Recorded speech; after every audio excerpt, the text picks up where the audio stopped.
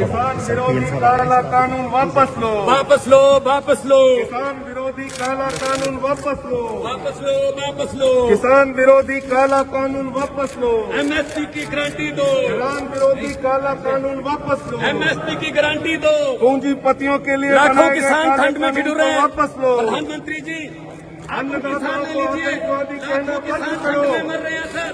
अन्नदाताओं को सर अन्नदाता आतंकवादी मर रहे हैं कहना बंद सर। करो, सर अन्नदाता मर रहे हैं। किसान तीनों विरोधी कानून काला वापस ले कानून लो। वापस लो। 12:30 बजे रात को एमएसपी किसान विरोधी काला कानून वापस लो, प्रधानमंत्री जी सुनिए। किसान विरोधी काला कानून वापस लो, वापस लो, वापस लो, किसान विरोधी काला कानून वापस लो, वापस लो, वापस लो, किसान विरोधी काला कानून वापस लो, एमएसपी की गारंटी दो, किसान विरोधी काला कानून वापस लो, एमएसपी की गारंटी दो। पूंजीपतियों के लिए लाखों बनाए गए किसान काले ठंड में कानून ठिठुर को रहे हैं। वापस लो, प्रधानमंत्री जी अन्नदाताओं को आतंकवादी कहना लाखों बंद किसान करो, ठंड में मर रहे हैं सर। अन्नदाताओं को सर अन्नदाता आतंकवादी मर रहे हैं कहना बंद सर। करो, सर अन्नदाता मर रहे हैं। किसान तीनों विरोधी कानून काला वापस ले कानून लो। वापस लो, 12:30 बजे रात को एमएसपी किसान विरोधी काला कानून वापस लो। प्रधानमंत्री जी सुनिए। बहुत शॉर्ट नोटिस पे आप यहाँ पे आए। जितने भी प्रिंट मीडिया, इलेक्ट्रॉनिक और सोशल मीडिया के मंच जिनको आप रिप्रेजेंट करते हैं, आज सेंट्रल हॉल में पूर्व प्रधानमंत्री अटल बिहारी वाजपेयी जी की जयंती थी और मदन मोहन मालवीय जी उनकी बरसी थी और उनको श्रद्धांजलि दी जानी थी। तो वहाँ पे प्रधानमंत्री जी खुद आए थे, उन्होंने श्रद्धांजलि दी, हमने भी श्रद्धांजलि दी। उसके बाद जब वो वाजपेयी जी के भाषणों की एक किताब का विमोचन कर रहे थे, तो हमने सोचा कि यही मौका है कि प्रधानमंत्री के कानों में किसानों की आवाज को उनके कानों तक पहुंचाया जाए। तो संजय सिंह जी और मैं वहां पे थे और हम पोस्टर लेके गए थे, खेती कानून वापस लो, एमएसपी की गारंटी दो, पूंजीपतियों के हाथ में किसान को बेचना बंद करो, अन्नदाता को आतंकवादी ना कहो। तो हमने नारे लगाने शुरू किए, हमने चिल्लाना शुरू किया ताकि सरकार के कानों तक किसानों की आवाज पहुंचे, उनकी आंखें उन नारों को देख लें, उन पोस्टर को। सो आज सरकार के कान और आंख जो बंद हैं उनको हमने खोलने की छोटी सी कोशिश की है। और प्रधानमंत्री जो कि बाद में वहां वीडियो वगैरह देखने वाले थे, उन्होंने छोड़ दिया वो प्रोग्राम बीच में और एकदम से निकल गए।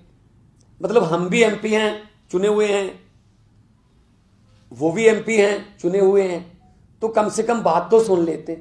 लेकिन इतनी अकड़ और इतना अहंकार कि सुनी हुई बात को भी अनसुनी कर गए।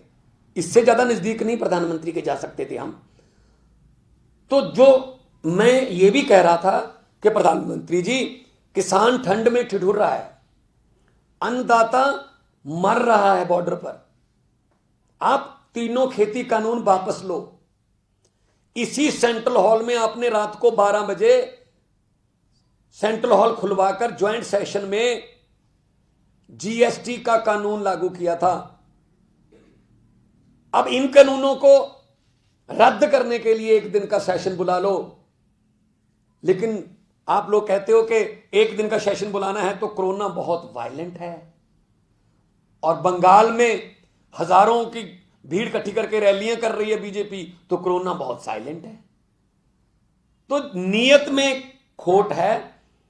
तो लाखों किसानों की आवाज को हमने आज प्रधानमंत्री के कानों तक पहुंचाया, हमें सुकून है। मैं संगरूर से चुनकर आता हूं। संगरूर डिस्ट्रिक्ट पूरे पंजाब में सबसे ज्यादा धान और गेहूं की पैदावार करता है, नंबर 1 पे आता है। मुझे किसानों ने, लाखों की गिनती में किसानों ने वोट देके मुझे यहां भेजा है।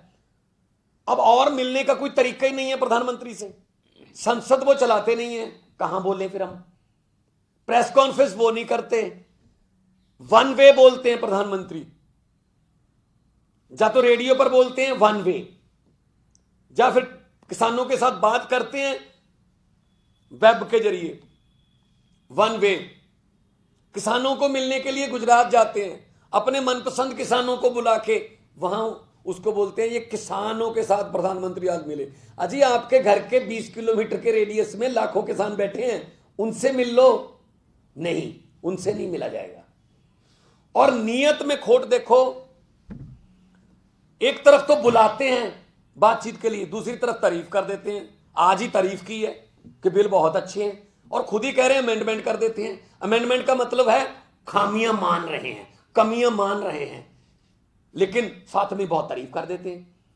तो आज सेंट्रल हॉल वही सेंट्रल हॉल है जहां भगत सिंह बुटेश्वर दत्त 1929 को अंग्रेजों की बहरी सरकार के कान खोलने के लिए छोटा सा बम लेके आए थे। वो मारने के लिए नहीं था, सिर्फ आवाज करने के लिए था। तो हम उन्हीं के वारिस हैं। हम तो उनके पांव के एक धूल के तिनके के बराबर भी नहीं है, लेकिन रास्ता तो हमें उन्होंने दिखाया है। तो हमने उसी सेंट्रल हॉल में आज शब्दों के और जुबान के बमों के जरिए सरकार के कानों तक का आवाज पहुंचाई है। सुकून मिल रहा है। और आने वाले दिनों में भी प्रधानमंत्री जी अगर ऐसे कार्यक्रम में आएंगे तो हम भी जाएंगे। आवाज पहुंचाने का तरीका यही है, और तो है नहीं कोई। प्रधानमंत्री ना किसानों को मिलते हैं, ना किसान जथेबंदियों को, नेताओं को मिलते हैं, ना विपक्ष को मिलते हैं। तो इसलिए आज संजय जी और जो हमारे सांसद हैं राज्यसभा के, उन्होंने, और एक और बात आप देखिएगा उस वीडियो में, वहां पे गुलाम नबी आजाद और अधीर रंजन चौधरी भी मौजूद थे। कांग्रेस थी वहां पे, बिल्कुल नहीं बोले। एक नारा हमारे साथ ही लगा देते कि हाँ चलो ठीक मांगे ना। कल राष्ट्रपति को मिलके आए हैं, पंजाब में पता नहीं क्या क्या ड्रामे कर रहे हैं, कुछ यहां जंतर मंतर पर बैठे हैं। लेकिन जब प्रधानमंत्री आया है तो मौका था कि वो भी साथ दे देते, लेकिन नहीं, क्योंकि सेटिंग है ना कि बस विरोध करना है नाम का। तो इसलिए कांग्रेस को आज जवाब देना पड़ेगा कि आज क्यों नहीं वो बोले वहां पे। तो आपका कोई अगर सवाल हो।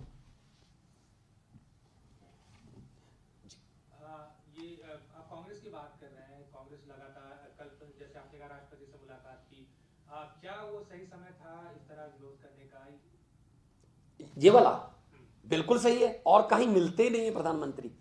अब जाएं तो जाएं कहां, ठीक है ना। सेंट्रल हॉल में आए थे, लेकिन हमने श्रद्धांजलि समारोह खराब नहीं किया। हमने खुद भी श्रद्धांजलि पहले दी मदन मोहन मालवीय जी को और अटल बिहारी वाजपेयी जी को। जब वो समाप्त हुआ, किताब का विमोचन के समय हमने अपना आवाज पहुंचानी थी तो पहुंचा दी हमने, लेकिन इमीडिएटली प्रधानमंत्री निकल गए।